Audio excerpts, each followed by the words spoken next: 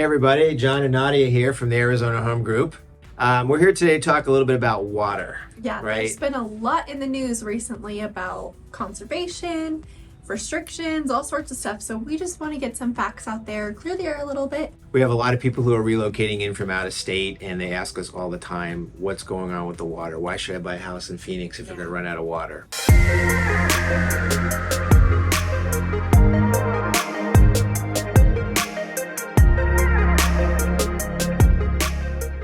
All right, so recently the federal government put a mandate for Arizona, Nevada, and California to reduce their water consumption by 25% over the next 3 years. Yeah, that's a lot. That's a lot of water.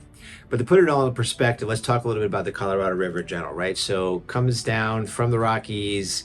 We've got two incredibly huge reservoirs, right? Lake Powell and Lake Mead. Yep, Hoover Dam, right? Yep. Up by Vegas, if everyone had been by there. And that feeds, 7 states? And Mexico. And Mexico, Yeah. to the tune of 15 million acre feet per year. Which is 40 million people it serves, right? Yep, and plus a ton of agriculture. Oh yeah. Yeah. So how the water gets down to Phoenix and rest of Arizona is called the Central Arizona Project, right? You've heard of that one? Yep, CAP. The CAP, The yeah. CAP. It's about a 20-year project where they basically built a canal from the Colorado, 575 miles, comes all the way through Arizona, through Phoenix and into Tucson. Yeah, so all of those canals that you see in Phoenix, that's part of the CAP project. When you're driving around and you see those canals, that's where that water is coming from. It's pretty cool. You know, it's interesting though, because in Arizona, we do have the CAP or the Colorado River, but that's only about 36% of where our water usage is from. Believe it or not, we actually get 41% from groundwater, and that's saved through aqueducts and conservation, as well as 18% from in-state rivers, and probably 4 or 5% for from reclaimed water. reclaimed water. Yeah, what people don't realize, that groundwater actually gets banked below. We have a huge underground aquifer system. So we actually save a lot of our water from groundwater, and also extra water that we don't use from our CAP allocation gets banked every year. So we're really good at conserving a bunch of water underground.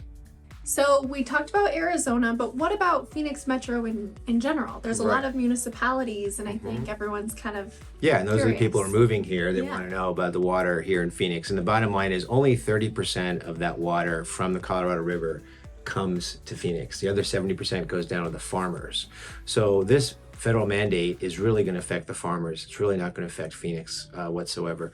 We also get a lot of our water, 25% from the Salt River system, which is actually all those reservoirs in the east, right? What are those lakes?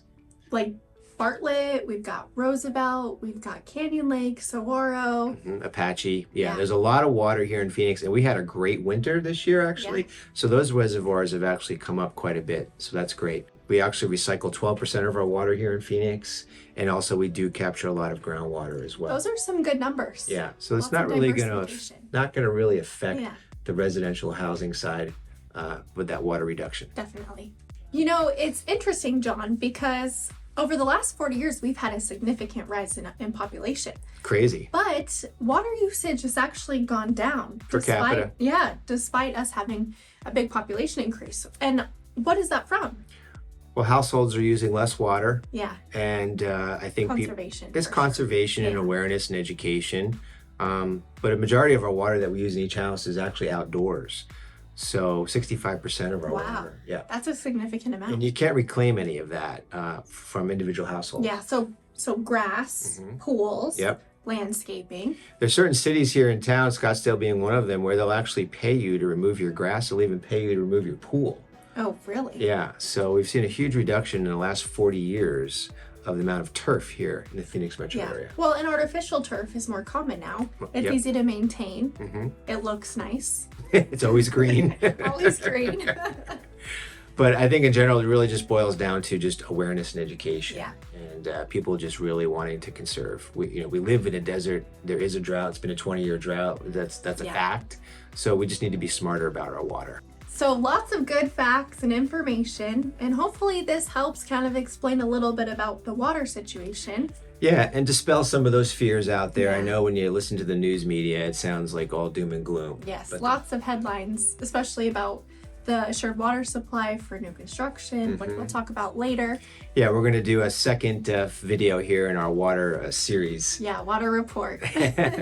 But the bottom line is water conservation is important as always, but we have plenty of water here for Phoenix. And so if you're looking at buying and moving out here, it's okay to come on out. And we'd love to help you. Thank you again for joining us today. And for more videos like these, be sure to comment, like, subscribe, and hit that notification button. Thanks, See you guys. on YouTube Have a and good all one. social. You guys take care.